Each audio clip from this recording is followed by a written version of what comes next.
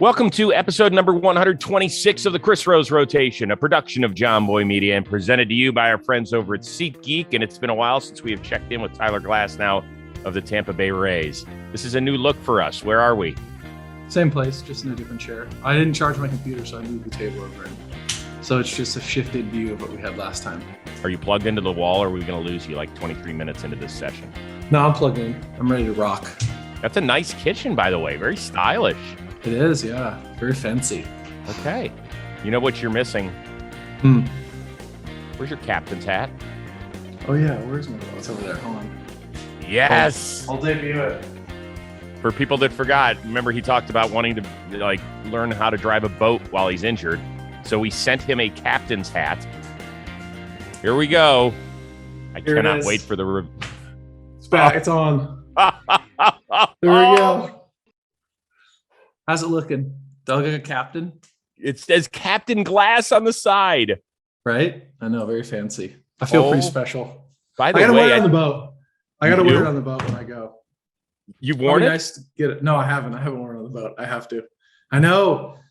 It's been sitting here though. It was readily available. So I've been looking at it very frequently, if that gives me any points. Do you know that we blew our entire budget on that cap? All right, I'll put it to use. Next time I go on the boat, it will. I'll definitely do it. Have you done any boating? Is limited. A little bit, yeah. So the boat club thing I joined, the place I'm at, like the availability, because it's in the best spot with like fishing and all that stuff, it's like impossible to get a boat. But the other places that were like by Megan up in Tampa, it's good. And then they have a little beach house with a boat there. So I think like most of the boating has been like on the weekends if we go there. Just boat around like Anna Maria Island area, which is like a sweet spot in Florida. So is this, I'm not familiar with boating. I'm not a boat fan. I get very nervous on the water. I get nervous anywhere, but I really get nervous on the water. Is it like driving lessons? Do you have to have a certain number with an instructor, or they just like figure it out yourself? It's kind of like so say you wanted to buy a boat and boat, like you don't even need to get a license in Florida. It's just like, whatever, have fun. And it's kind of difficult to learn. Like you kind of get the hang of it, but I think it's more trial and error type thing. But I went, the company that I did that boating thing through makes you do like an online license thing. It took a couple hours. And then I had to go in person and actually do like a class and all that stuff. And I just think it's like the more you go, the better you get at it. And but yeah, it's pretty lax as far as the rules go. It's like very opposite of California. It's very Florida. It is very Florida, isn't it? Yeah, it's just like figure it out. I don't know. Like what are the rules of the water? I don't even know. Like if you're going to like a small body of water to a bigger, it's like green, like the signs it's basically like a highway essentially. And like green is on your right going out to a bigger body of water. And then if you're coming back into like a channel or a smaller body, it's like red, right, return. So you want to be on the right side of the posts. And like, it's pretty standard. It's just the hardest part is like knowing like low tide, high tide, and like where like the sand parts are. And like, if you stay in the channels, you're like generally good because a lot of them are like dug out deeper. But if you want to go off faster somewhere else, like you just have to make sure you don't like get like stuck. And I've seen it happen a bunch. I haven't done it like personally yet, but I will. But for the most part, like I don't know. It's just that happens often. Like you hit your engine on the bottom of like the bay or the sand and it kind of messes it up. Do you air it out a little bit? You let it when I can, like in like a safe, I think too, because I am new, like generally like I'm not trying to go crazy to start, but yeah, I think like once you're comfortable enough and you have space and room and like it's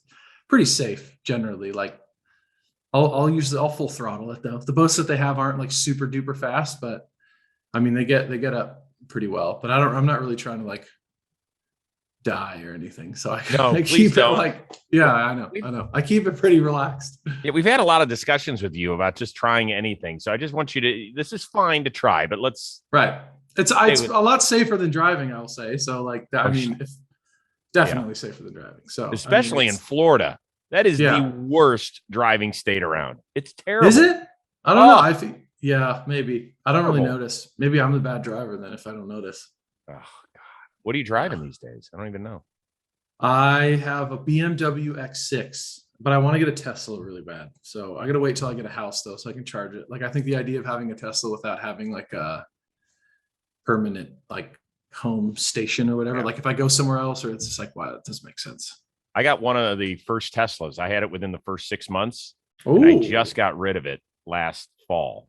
Which one is that?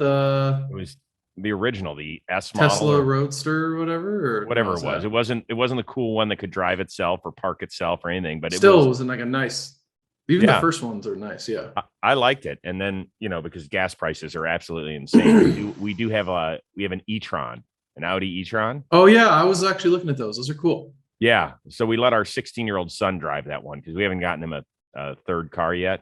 Yeah, we're still trying to figure out what to do with him, but the e-tron's nice. It doesn't drive. It looks super nice. It's like a very nice. I think it's the best looking one out of all the electric cars that are coming out. So that was kind of what like drew me to it. But what made you not want to stick with Tesla? Well, I still had some value on it, believe it or not. Like I was shocked that I sold it for what I sold it for. Yeah. So, and the used car market got like kind of gnarly, like pretty expensive, like pretty good. So probably a good time to sell it. But I'm not so sure you would be comfortable in a Tesla. Probably like the Model X or something. Like I've sat in them before and driven them, and like I kind of like them. I don't know. I'm not a huge car guy. I think it's more of a just like get from A to B. And I don't really like both. Yeah, I don't really care, to be honest. Like I would drive like anything, but I just like the way the BMW looked, I guess. So I got it, and I guess I kind of want an electric car. So I'll figure that out. Let's check in on your family. Weren't they going to Europe the last time we spoke? Yeah, they just got back. They had an awesome time. They went to a bunch of cool spots. They did a bunch of stuff. The pictures were cool. They went like their itinerary was nuts. They were going for like 3 weeks, and they saw friends out in like Como and like all this crazy stuff. And I think they were happy to be back, just like because it was so much moving around and like staying in one place for like a few days and going to the next one.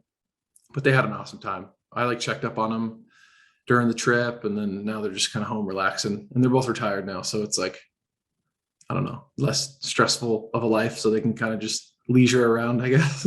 Will they come visit you at all? Or? Yeah, for sure. My dad has he had like a foot surgery done a while ago, and that's recovering. So he's going to get the other one done. So they might not be able to travel for a while, but he feels a lot better, which is really good. So that's, I think like once he's like healed and ready to go, they'll come and see me a lot. Maybe in like September at the end of the year, if there's a chance, but if not, I'll just go to them during like an off season.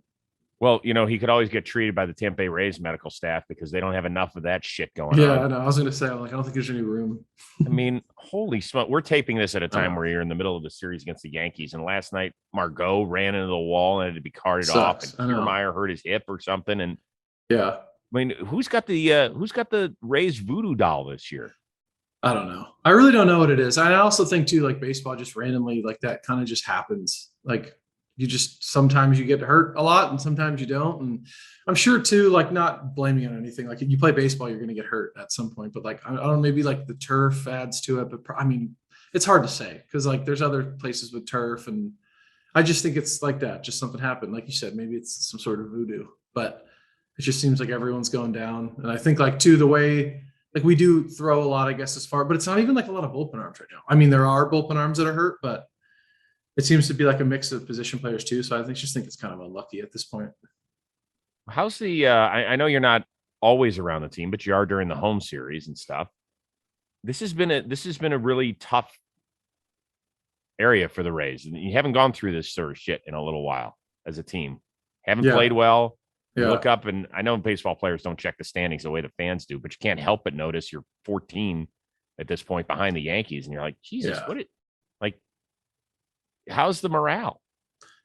Honestly, since I'm not there, like you said, like when I go home, it seems pretty similar to what it usually is. I think we're pretty good at understanding like the ebbs and flows, and too, like what we mentioned, I guess, just with the injuries, like you kind of like, it would be different if all of us were healthy and we just weren't playing well, but like there's a lot of things going on right now to where it's like, there's probably pointless to sit there and like panic about not winning. But like when half your team is hurt and like, there's just so many other things going on, it's hard to like, I don't know. I just think too, it comes to coaching staff and front office, like it's not a very big, like panic now, like freak out. It's like like you said, we have done well for so long. It's not like right now we're not playing relatively well. It's not like we're going to go change anything. So like sitting there panicking about it really doesn't do much. But for the most part, the morale and the guys, like same thing. I think there's still a lot of confidence around like the clubhouse, and the players know how good of a team we are. And then I think if we can slowly get a bunch of people back, I think we're just going to start playing better and better. So, and I know a lot more guys are going to come off the IL here shortly. So, and I'm sure after like the All-Star break, it's probably going to be a good break for everyone, and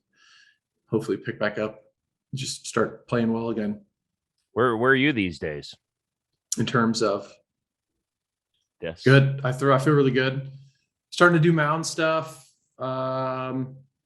Like just normal, like soreness, nothing like crazy, just like throwing and then recovering. But it's been cool, like figuring out like the baby steps of like each week, how to like, you really start to understand like small little things and like, oh, okay, I'm tight. Maybe it's my lat or my pec. And like, you start to find like the chain of what tightness and stuff is coming from. But I feel like I asked so many different people who've had TJ, like what they feel and stuff. And I just feel like I've been doing like recovery wise, it's been great. Like it's coming out really, really good. Timing wise, I don't feel any different than, like, I think that was my biggest worry, was like not throwing for so long and coming back and trying to find like my release point and like the feeling. And like, I'm very like OCD about like the feeling of my body and mechanics. And it's just been like, oh, weird. I feel great. Like every day, some days are better than others, obviously, like even in a normal season, that's kind of how it is. But I just feel like when I do kind of get the repetition on the mount, like I just feel really strong and good and healthy. So I'm just, it's still like a waiting game. You can't like expedite the process, but I guess like my head is very low stress about all of it. So where are we right now? Are you throwing flat ground from 90 feet? Where are you? I'll do like a short box. It's like you get on the mound next week where you throw like 50 feet as opposed to 60 feet, 6 inches. So like you just kind of like get the feeling of the slope. So I'll do that next week and then start. And by the way, what do you do that at 70%? Do they just tell you to take it easy? Yeah, there's like a velo range on like what you're supposed to stay at. And like, I don't know if I'm like a true 100,000% believer in that. I think everyone's like different. I think I want everything to move like fluidly.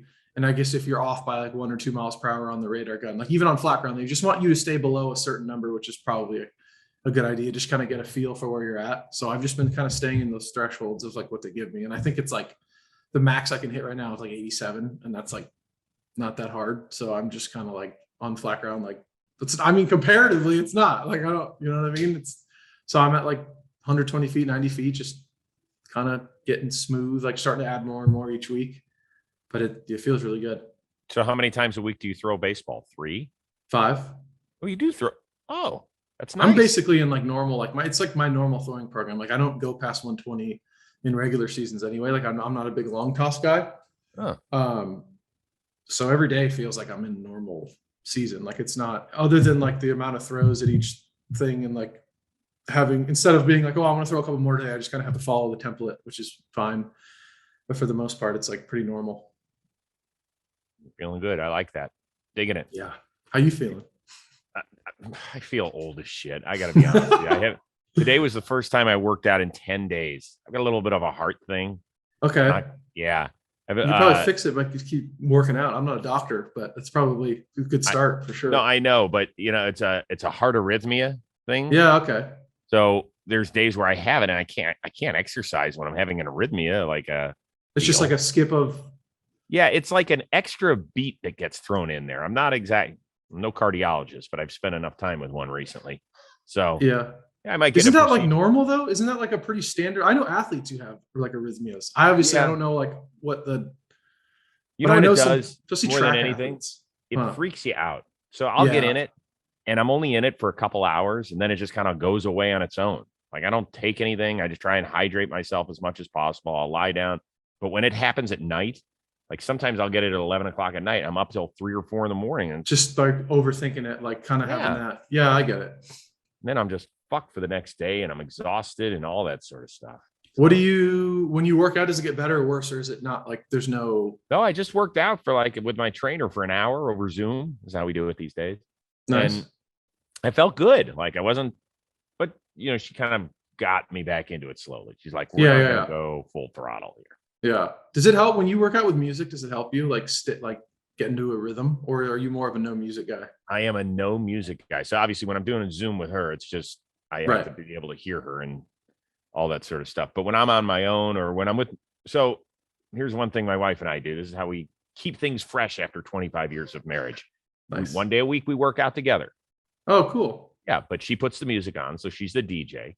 The other time I'm usually working. I'm listening to either a podcast or I'm watching a game or something. I just have too much shit going on. I wish I could disconnect. I can't. You're a music guy, aren't you? Yeah, and I think too, like, I don't think working out would be as fun if I didn't listen to music. Like, especially putting headphones on and like starting on a treadmill or an elliptical. Like, I think it's almost like a cheat code. It kind of helps you, like when you're like, you start to get that feeling of, you know how like, I don't know if you're doing cardio or whatever, but like you get that feeling of like you're warmed up and like you kind of start to get that like mini little runner's high. And I think like the music kind of like adds a little element to it. And yeah, I can just go for longer with music. It could be like, I'm not like a marathon runner, so I don't really care, but I do it to like warm up. I'll do it for like 30 minutes a day. And like, it makes me, it like adds to the emotional side of it, I guess. But and you it just love to exercise. We've been over. I guess it's like, yeah. But I like it because it makes music sound better. It's like the chicken or the egg. Like I really think the reason I love to do it is because like you get, I'm like anyone else, the first 10, 15 minutes, I'm like, I fucking don't want to do this. Like this sucks. I hate this. I don't want to work out. It's the worst. And then like I'll get into it and like my body starts to kind of get into that like stressful, and then something like those endorphins or something kicks in, and then the music just sounds amazing, and then I just kind of am on autopilot the rest of the workout. And like I've structured my workouts so much that it is kind of like an autopilot thing, like by day, like I have it all written out, so I don't have to like, that's what's good about using a trainer too. Like they're telling you what to do, and that's like probably the best way to go. But like once you have it like kind of down, you know what to do. And it is like, I just get done after my workout and it's like an hour and I'm kind of like, oh, it's like driving home. You don't remember going home. It's like, oh, it's done now. Like, and then you just feel great for like 4 hours after, and then you just do it all over again. How long do you work out for? Are you like a 2.5 hour guy in the gym? No, I used to be like, I think when I was like younger, it was always about like, it was more of like the mental, like how hard can I push myself? And then I got to a certain point where it's like, that's probably not, especially in season of like, I don't try to overdo it. I want to like sort of stress my body, not as much as I would like the day I'm pitching, but I want to get to the point where like, I want to do like a heavy push pull and like a squat deadlift, kind of like a variation of those within the week, just to get like that tension, like get that like what's the word I'm looking for? Like the compression, like that. It just feels so good. Like anytime I have any aches and pains, I hit like a deadlift, a squat, and mobility, everything just feels better, goes away. So, but I don't overdo it at all. Off season, I'll work out a little harder, but I'm not really like I'm trying to, it's kind of like about longevity. I want to get a good workout, but I don't want to like murder my joints and stuff. So it's been a year since you've thrown a competitive pitch. And I know you've had such amazing perspective. It really wows me every time that you haven't had a lot of these lulls. You haven't gotten to a dark place, all that sort of stuff. But has there been a time over the first 2.5 months of the season where you've either watched your team on television or been there in person where you've been like, fuck, I really miss this? Yeah, for sure. I think the thing I miss most is like the non-competitive thing is like the flights with the teams, and like being on the flights is my favorite part of like the life of baseball. Like having like winning a series and then winning that game and then the getaway day, like that's the best feeling of baseball. Like knowing like you just have everyone playing cards on the flight, that stuff. But especially when the team's like not playing well, or it's like we're at home, and like I do get those moments where I'm like very itchy to be back on the mound. And like what keeps me, I guess, sane is just knowing like, I know for me, like I used to be very like get ahead of myself. And like if I do, even pitching wise, it was like, well, if I do this well for a month, I'll have this ERA and this many strikeouts. And like, and all that's led to was like a lot more stress and like a lot more like me trying to grab stuff that I couldn't control. So it really is, I think now, like whenever I do start to get stressed about like, oh, I'm not playing, like any time I can really identify like, this is not something that I can actually control. I'm good about like catching it early and being like, okay, you're just stressing out because like your brain wants to stress out. But like, I guess the most like logical stress would just be like certain times where like it might not feel that great, but I've never had a time where it felt really that bad. Like there's never a time in my process of Tommy John that's been like, oh, I don't know if I can play again. So it's like when the moments of like, well, I'm sore today, it's like, well, no shit, you're sore today. You have a new ligament in your arm. But like I always recover. Everything always starts to like feel good. And honestly, I think the thing that helps me the most is working out. Like it's literally anytime I'm stressed about anything, I'll just get a workout in and then I don't care anymore. Like every time, it's 100% every single time. It's like the stress is not real after that. All right. So you're Captain Glass, you work out.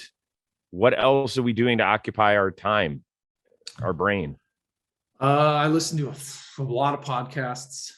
I'm reading a lot of books, I guess, but like more like Audible, like kind of on drives.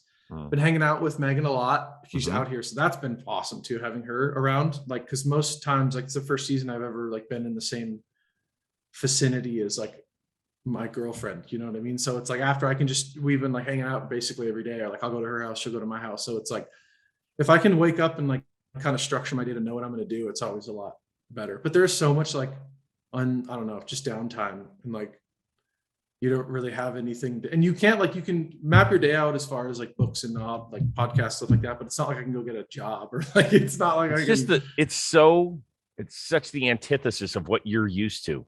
Exactly. And that's why it's like, so I don't really know anything else. So it's like, and I don't know. And that's the thing with like, the thing I compare it to is and like, I don't want this to sound wrong, but like, I think when COVID happened, and everyone started talking about like the monotony of like their day and like just having nothing to kind of look forward to, and just like not really having, I remember like almost like for a baseball player before COVID and then during COVID, it was like the same, like being injured is almost like COVID. You get to be around your team and stuff, but you really don't. Like I have to be out of the clubhouse every day by like 1:30. So the team comes in and I can come back 30 minutes before the game starts. So like there's a good period there where you don't have much going on. And I'm just so used to it, I guess. It's weird, so bizarre. I know you have a few hours to kill right now, and then you're going to go back in your car and you'll drive and you'll be a spectator tonight for the Rays. You'll have the best seat in the house for the Rays Yankees game. Yeah, exactly. So I think the days that are the most annoying, I love when the team's home. That's always cool because I can go and like just, I don't know, go watch games. So I know that I'm from 7 to 10:30. I have something to do. And then I get done every day at 1:30. And then I'll like, if I do get done with rehab early, I'll do like a sauna cold tub and like get all that. And then I'll go do maybe in the week, like a soft tissue or something like I don't know, like just to try like anything like regarding health, I guess I'll go do until like 3. And then from 3 to 4, it's like finding stuff to do. And that's like book, podcast. And also too, not to get all woo, but like I think like the meditation helps as well. Like I'll try to do that once or twice a day. And that always is like helpful. And it's easy for me to do that, like, because I don't have anything else going on. You know, it's like, this is my only job. So like, it's really not hard. I think if anyone else was in this routine of a baseball player, like they'd find the time to do all this stuff too, you know? And I also, if I didn't, I'd just be bored and like have nothing else going on. So it's like, you grocery shop? I love grocery shopping, actually. Ooh. I love it. That's another thing I do. I've been cooking a bunch too. And like, I'll have days too, where I'll just take like 2 hours cooking for no reason. Cause I'm like, I have nothing else to do. Now, do you go to like a major grocery store chain, or are you kind of for the foo-foo? Like I'll go. I love Trader Joe's. That place is awesome. Love Trader Joe's. I'll go to Publix too, though. Like it depends on what, like if I'm just doing like a casual something, I'll go to Trader Joe's. Publix, sorry. And then if I'm doing like a day where I get done early, I'm like, all right, I'll go get food, and then I'll go maybe get like a soft tissue thing, like a massage for an hour. And then I'll go to the store, and then I'll go back, and then I'll cook lunch. And then generally I'll cook lunch and dinner when the team's gone. So it can like fill up another couple hours of my day. I'm trying to stay sane and staying busy. But why don't you start baking cookies for the team? You could be like the team mom. Hi, everybody. I don't believe in cookies. They're bad for you. Shame on you. You eat some desserts, don't you? I do. I just don't want to bake them. Like if I want a cookie, I'm going to go somewhere where someone is good at baking them. Like me baking my own cookies isn't going to compare to like a place, like a storefront, or someone who's like, that's like their baseball. I don't need to compete with that. Baked goods come from the heart. True. I'd rather like cook food though, or like do some like, I don't know. Like I'm trying people to are probably dying to know what's the best thing Tyler Glasnow cooks. I'm boring as shit when it comes to cooking. It's always just like a carb, a vegetable, and a protein, and that's essentially what I'll do. I'll do like a rice in a rice cooker with like sesame oil and a little soy sauce, salt and pepper, and then just do that. And then I'll do saute onions, like slow heat. What's that called? What's it when you're simmering something? Yes, there you go. Simmer. Nice. I'll like simmer onions and mushrooms and like coconut aminos and like white wine or like some vinegar, and just that takes 40 minutes. So that's another 40 minutes out of my day. And then I'll make like sweet potatoes, and then I'll do like a steak or a lot of fish, usually a lot of fish. Yeah. I'll do like grouper, and I'll do like 2 big pieces. Like it's a lot of food. Fish is hard to prepare, man. Not when you have this much time. Fish is super easy to cook too. It's like, baseball fans, it is time to step up to the plate with DraftKings Sportsbook, an official sports betting partner of Major League Baseball. New customers can bet just $5 on any game and get $150 in free bets no matter what, win or lose. Looking to turn another small bet into a big payday this baseball season? With DraftKings same-game parlays, you can do just that. Create your own parlay by combining multiple bets like which team will win, total runs, extra innings, and more. And boom! You have a shot at an even bigger payout. Do the Fried 5 and 5, I call it. Max Fried, 5 Ks, 5 innings. Good to go. You get it. You money. Free money right there. Right now, if your same game parlay doesn't hit, which it will if you do the Fried 5 and 5, you can get a free bet back up to $10. DraftKings is safe, secure, and reliable. And best of all, you can deposit and withdraw your cash whenever you want. Download the DraftKings Sportsbook app now. Use promo code ROSE, and new customers can make any $5 MLB bet and get $150 in free bets no matter what. That's promo code ROSE, only at DraftKings Sportsbook, an official sports betting partner of Major League Baseball. Minimum age and eligibility restrictions apply. See show notes for details. MLB trademarks used with permission. Now back to the show. I know we've talked about this, where you do watch the team when they're on the road and they're on television. Did you watch the game where Devers threw the no-hitter against the Rays and Anthony Rendon hit the left-handed home run against Brett Phillips? Yeah. Were you watching that? Yeah. What? I can only imagine This was forever ago, wasn't it? Yeah. Yeah, but we haven't had you on since this happened. You're right. Yeah. Were you amazed that a dude was able to hit a left-handed home run? No, it's Anthony Rendon. I was like, and I don't know. I'm like, I wonder I'm sure he's hit lefty joking around before. Like, he's had a lot of time to do it. It is very impressive. I'm not taking it away from him, but like, that dude's guy can hit. So I wasn't surprised because it's Anthony Rendon. So no. Did you even bring it up to Brett Phillips afterward? We talked about it, I'm sure, the dugout. I remember what we talked about. Though we probably just joked about it for 20 minutes. Like, our conversations aren't like full of serious substance. It's just like stupid comments back and forth for like a long time. I'm sure he covered that much ground to get from the mound. I know. It kind of put like the perspective of like how unathletic a lot of pitchers are. Cause I'm like, I haven't seen that shit happen a lot. Like, I don't think a lot of pitchers are making that play. There's a lot of really good athletic pitchers, but like PFPs just don't seem to be like the focus of many people nowadays anyway. I mean, this really is this play, duh, of course. Oh yeah. That's definitely more out. I just want to know what he's thinking when he throws his hand up and starts running in.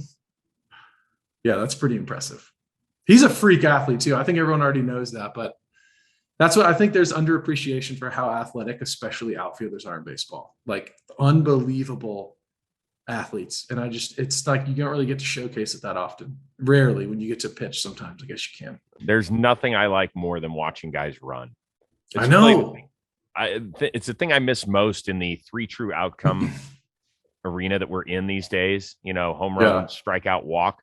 I love watching guys run the bases. I love watching guys try and cut the ball off in the outfield and make great defensive plays. And I'm a big fan of that shit. I think that's Costello they're going to do whatever they can to make it slowly come back. I think that's. Well, I think it is. I'll be honest with you. My team, Cleveland, I know you guys haven't seen them yet, but the way they're constructed, it's like Jose Ramirez and the Who's. Like, it's a bunch of guys who are getting a good opportunity because they're young. They are the youngest team in the league. They don't have a lot of thump. You know, Franmil Reyes has had a shitty year and he's been down on the injured list as well. But other than that, they don't have guys that can leave the yard. So they are taking bases. They have a lot of guys that are plus speed sort of dudes. I find it fun. At least I don't want 30 teams that are all trying to be built the same.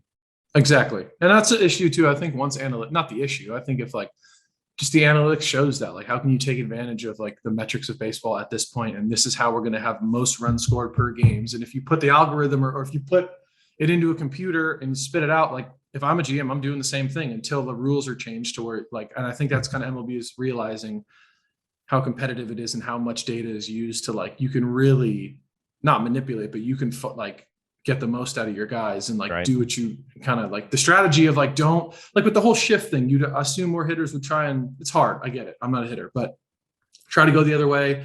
But it's like you're incentivized as a hitter to like, don't worry about it. Don't worry about strikeouts. Like, hit a home run. Like, it's better to strike out a bunch of hit home runs. Like, slugging is more important to where, like, I think if the balls kind of stay how they are and like more rules come into play to eliminate that, I think you will see that like art of hitting come back. And there's a lot of guys who can still do it. And that's the thing. It's like, is it like the chicken or the egg? It's because GMs will say like, we want you to hit home runs. Don't worry about the shift. Just try to hit home runs. And I wonder when things change, if it'll slowly be like, okay, you got to get back to trying to go the other way and like hit it through this hole and that hole. And like, there's still some guys who are pretty good at that though. Well, but it's also because you guys throw so fucking hard that That's it's impossible true. to string together 3 straight hits.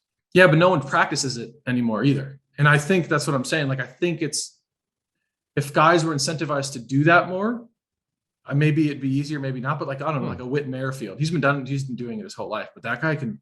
I've seen some, and that's the thing. You're right. Like talking to the best hitters in the game, like he can do it, like Rendon, or like goes like Anthony Rendon and like Rizzo and like Merrifield and those dudes. Like you can watch a hitter and be like, okay, this guy is just beating the shift, and that happens more than you think. Like you can watch a guy swing and be like, I know exactly what he's doing.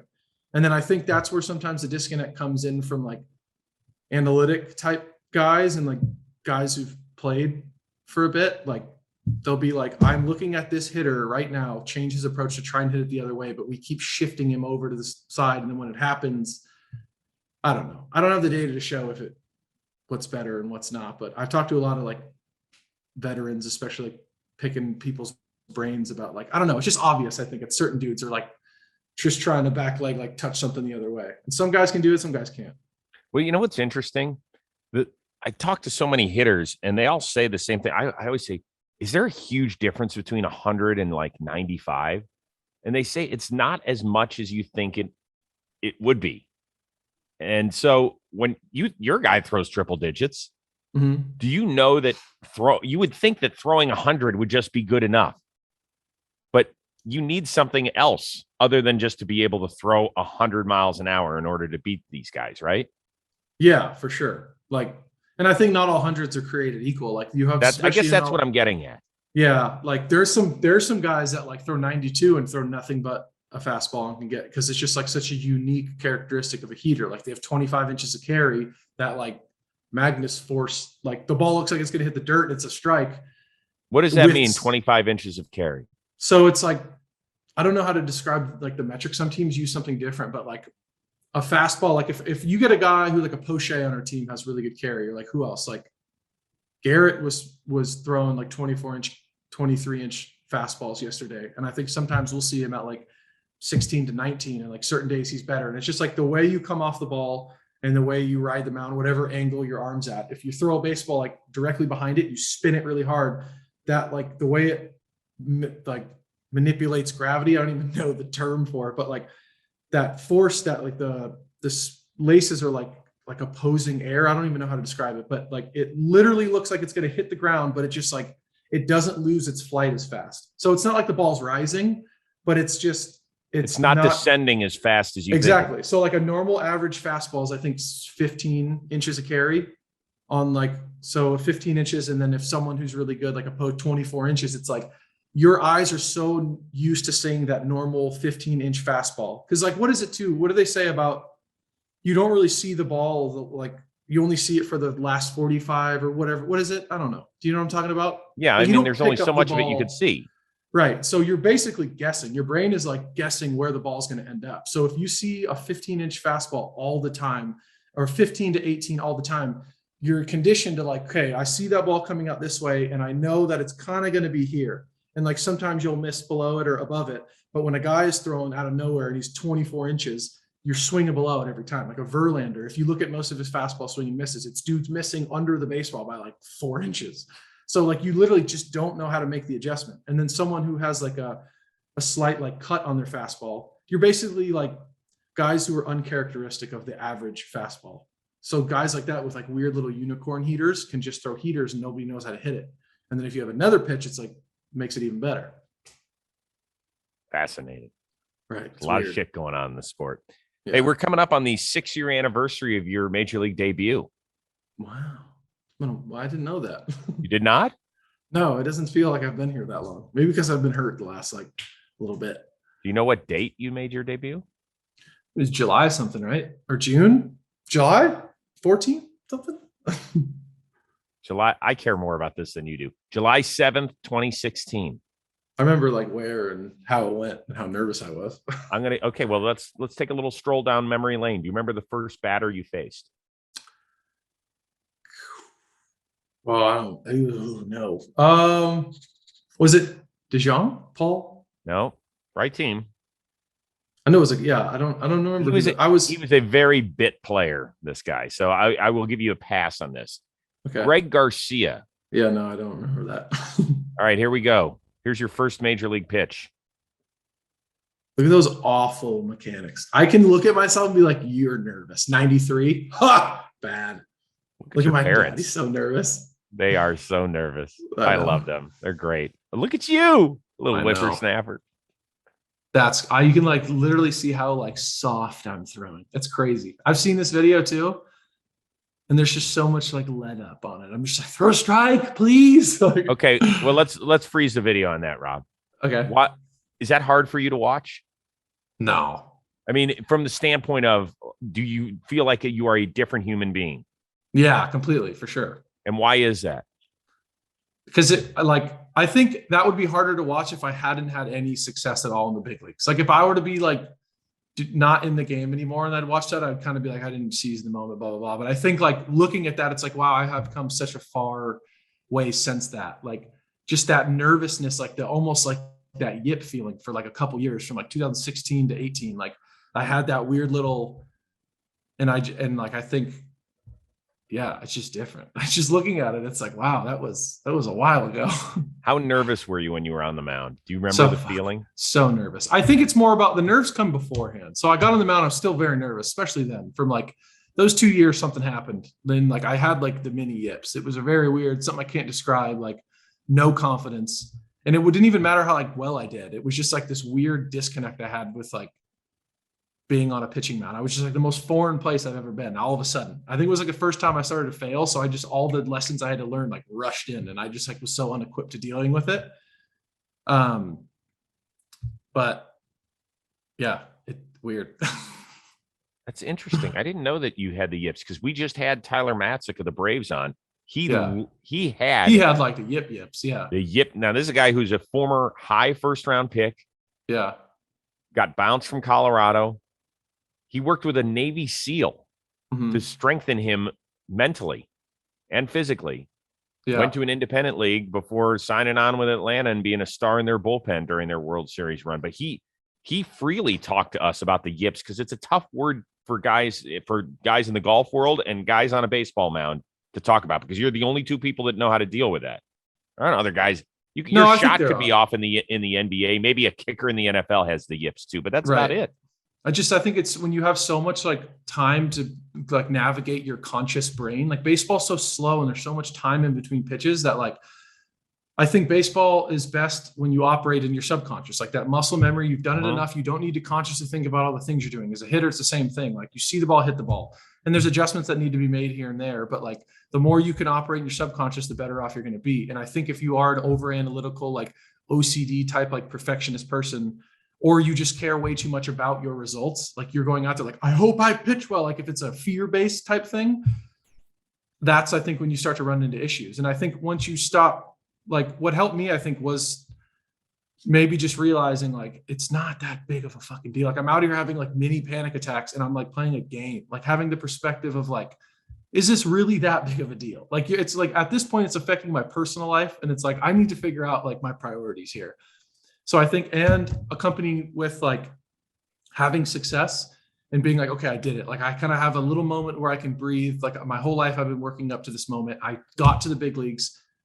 I succeeded a bit, and you can kind of check that off. And then like the lows maybe don't become as low, and it's different for everybody. But I know too, our mental conditioning guy actually had a conversation with him, and they talk about like the science behind the yips is not even like associated with like mentally for a lot of guys. It's like a neurological issue that they've like apparently like found. And it's just like this weird disconnect. Can I tell you, he thought he had a brain tumor.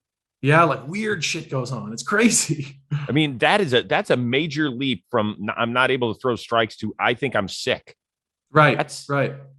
That's a tough way to go, man. Wow. I know. How did he ended up saying like what were like, I don't know if it's like a short explanation, but like, what did he say? Like, what helped him out the most? I'll be honest with you. Not because I just want you to go listen. I would go listen, go find that part. Rob always marks each part of our things of our podcast. Go listen to that part. Cause I think I'd be doing a disservice if I tried to explain to it what he went through. I think you would find it fascinating as a guy who deals with this stuff as much as you do. But I mean, he talked about how this Navy SEAL put him through some serious shit too. That's cool. That's really cool. Yeah, it was fascinating. Really interesting stuff. So that was your first batter you ever faced in Greg Garcia. I think I can make you smile, though. This is your first strikeout. It was Molina, right? God, mighty no. Was it? Wait. No, it was Goldschmidt. He wasn't even on the team yet. Was he? Oh, yeah, you're right. Ugh. Who was it? I remember. No, I remember. No, it was Diaz. Yes. Yeah. Aledmus Diaz. I tried to. Those days are. Here we go. Oh, yeah. I remember his reaction. And then I was like, ooh, he stole second. Shocker. Now, by the way, is that a slider that you threw? It's a curveball, but like I said, I was just so scared the whole time that I wasn't finishing any of my pitches. So I was like, the whole time I'm pitching for these 2 years, all I'm thinking about are my mechanics. And like, why don't I feel perfect? I'm like, why don't I feel like I used to feel? And then the more I dug into that mindset of like, why? Like I need to bottle this up and pinpoint what's going on, why I can't throw strikes. I just got worse and worse. And then I finally was like, all right, fuck it. Like, just go throw the ball. Like again, with the subconscious thing, I'm like, all right, you got to stop freaking the fuck out about this. And then just practicing, like just stop thinking about it. And it started to get better. But like, even there, like I probably can't remember because I literally was just thinking about my back toe every time I was pitching. Like, it's like it's so weird because your breaking ball now is so good. It's almost like a right-handed Kershaw, right? It's so high. It's over the top, and it's like armed. I think to any breaking pitch, it's like that late tight spin, and that's having a consistent good release point. And I think there, I'm so conscious of all my body parts that everything is late, and I'm so like thinking about my arm swing and like thinking about getting it out front. And when I'm trying and thinking about it, it's like they're not connecting, like it doesn't work, and so I'm trying to fix things that I shouldn't be trying to fix. And I think after a while, you just got to let it happen. And my arm angle changed. Like I used to be a little bit like more under. I was like trying to find a way to like throw more strikes and yeah, like now trying I'm to aim a lot it more, probably. And I'm like way more across my body there too. So then I have the problem of opening up as well. And so for me now, I'm very much down the mound, like learned how to like use my hips and my low half a lot better. So the ball travels a lot truer and I can throw it with a lot more like aggression and conviction because I'm missing this way now and I'm not missing this way. And like I had a couple of games there where I hit Cameron Rupp in the head. I almost hit Nola in the head. Like it was so many, it was just me trying to be like, don't do that again. Like don't, and I just think once you figure out like, damn dude, they call me baby giraffe for a reason. Like I was like prepubescent there. I even looked like a little kid. It's just, I had no control over my body at all. I had no like limb awareness. So it was just tough. Man, that's rough, dude. It's weird. I figure I'll bring this up. You're always such a good spirit. You're not going to give a shit. Do you remember the first homer you allowed? Let me think.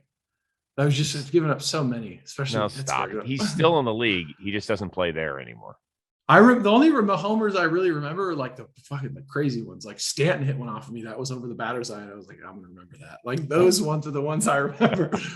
Like stuff like that. But who's the first one? It was in the Cardinals. I gave up a home run, right? Yeah, you did. I don't remember. Okay, here we go. This is Randall Grichuk. Yeah, he's actually hit me. He's gotten a couple homers off me. Quite a few.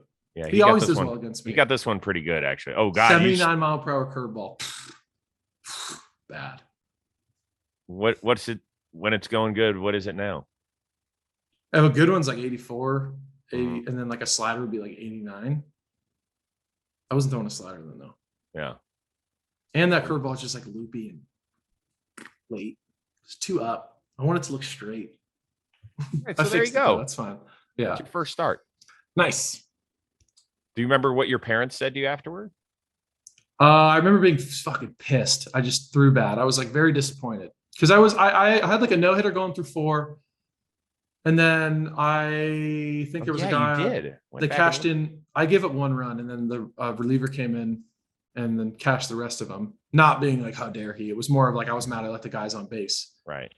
I think I fielded a bunt, and then they took me out, and then the 4 runs cashed in. And by this time, I was only used to like giving up like a run or 2 in any minor league level I played in. So like 4 runs, I was like, what the like that's not normal. Like, and I was pretty mad. Like my whole family was there, but it was cool seeing all of them and like. I think everyone else too, that wasn't like, they were very like, this is an awesome moment, but I think they could tell I was like kind of pissed, but it was still awesome seeing my family. We went back to the hotel, hung out, cousins, like friends were there. So you had a lot of people there, huh? Yeah, it was a lot. It was cool. That's great. I love seeing that. Like we just saw that on Father's Day. There was that kid at Encarnacion for the Marlins. His first hit was a grand slam. Yeah, that's sick. Dad was there. You got to hug him. That's cool. You had the guy, Bubba Kennedy, hit his first homer was a grand slam the other day. His dad was there on Father's Day. Zawinski, nice. I think the guy who hit 3 homers for the Pirates, including the walk-off job. Look at that. That's crazy. Right? That's I'm such a sap for this. Yeah, shit. I like these moments are the best. Dude, the Pirates, the coolest thing about the Pirates, we had a father's trip every year. Oh, it was so badass. My dad, it's all he talks about. It's just how sick we were there for like 3 days. They got to go on the team flight with us and stay with us. And it was like every dad was just like, what is going on? Like it was such a sick moment for all of them. And that's the stuff I'll remember forever. Like I'll remember that more than like giving up home runs or like doing well. Yeah. I'll remember like the weird little, like the fun family moments. Stop. That is not weird. No, not weird. The Pirates, I mean, like non-baseball, not weird. No, Brault has said the same thing about it, about the Pirates. I mean, he couldn't have been more effusive in his praise about it. Yeah, I don't understand why the 29 other teams, and maybe some of them don't do it. That is such and it's such an easy thing to do.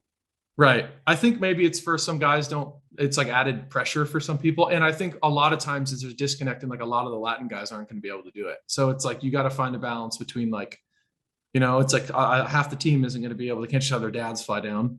So I think like some teams are sensitive to that. It's like, or you can plan for it maybe and try and hit like, but it's just, it's tough. Yeah, it would take some planning, and I understand that. I want to respect everybody's feeling. Not everybody grew up with a great family situation either, like you did. Right. So I understand that, but still, I'll be an advocate for it for sure. I would love to like try and do that. All right, I think you've probably done everything on here, but I don't know. Let me see here.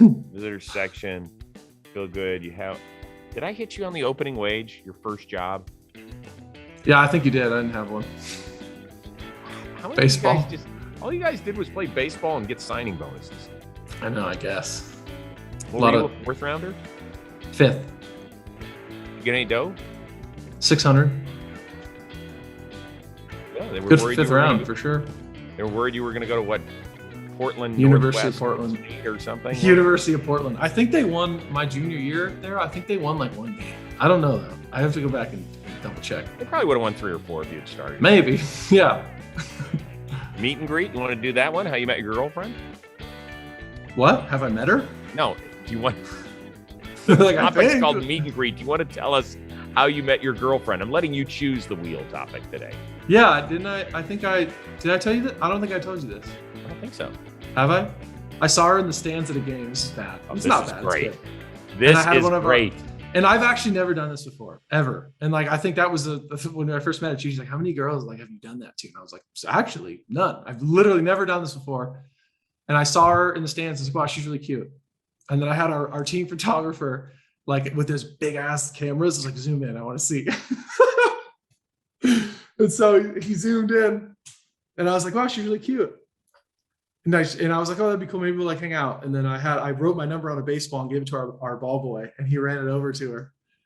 And then I said, like, do you have a boyfriend? If so, like, have a good night. And then if not, text me, or I don't remember call me. I don't remember what I put. And then she didn't text me that night or anything. And then I had tickets to the next game as well. And then she threw me a ball with her number on it. She was like, you text me. And I texted her.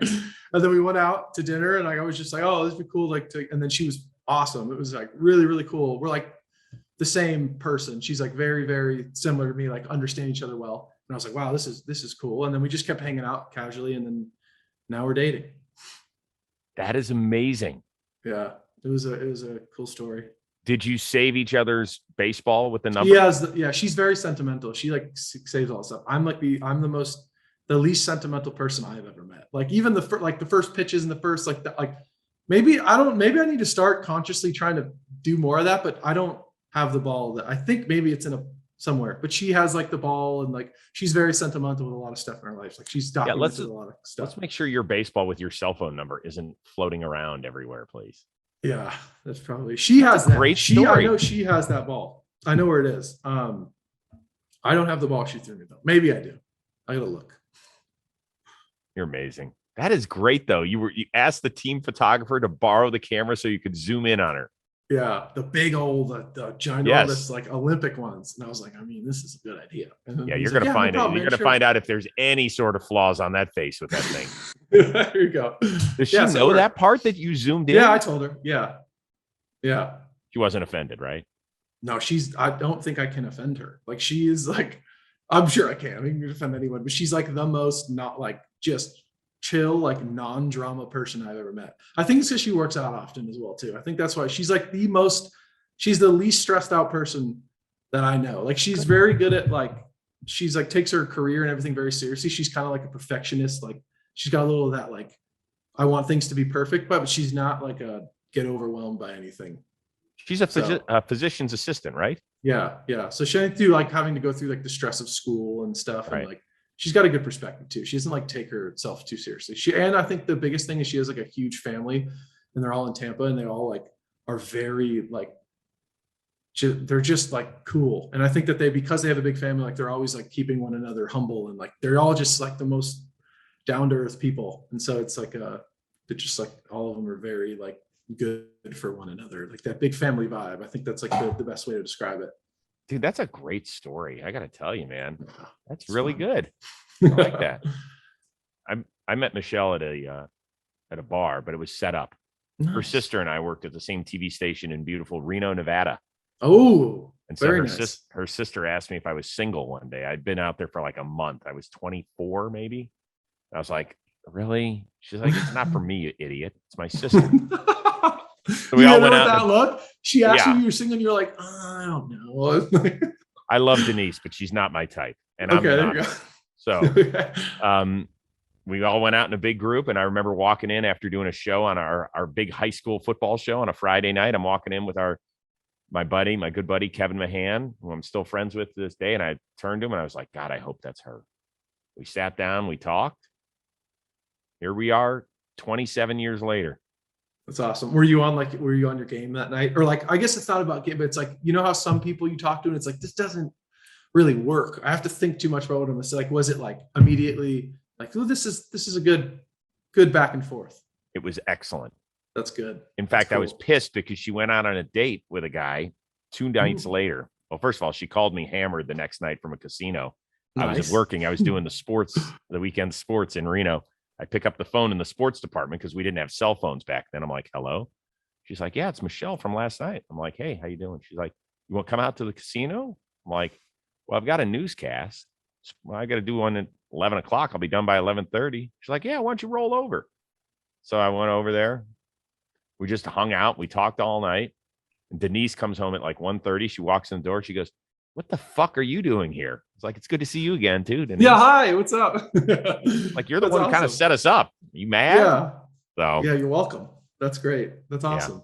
Yeah, it was nice. Denise started her maid of honor speech by saying, I'm the reason you're all here.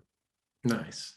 So it's a good way to start it. That's always the hardest part, too. The starting of the best man or the maid of honor speech. Oh, but you killed it on your speech. It was good. I was so nervous. That was equivalent of my debut nervous, too. But here, I think you at least knew where the speech was going. You didn't know where the baseball was going. Yeah, exactly. True. No yips on that speech, brother. Mm-mm. All right, man. Go take that captain's hat out to the bay, please. Oh, well, I need to. I gotta get some sun. Yeah, take one photo, post it on your Instagram. Just say, I love my John Boy Media Rose Rotation family. Thank you so much for my next time I'm on the boat. I haven't been on the boat in a while, but when I am on it, I'm gonna bring it. I know I'm going in July too, so he's like before then it'll work, but if not, in July you'll see one. Please, yeah. Tell your family hi. I miss conversing with them. Tell your family hi as well. I haven't said hello in a long time. Yeah, that's okay. They still love you. They love you. They're always entertained by you.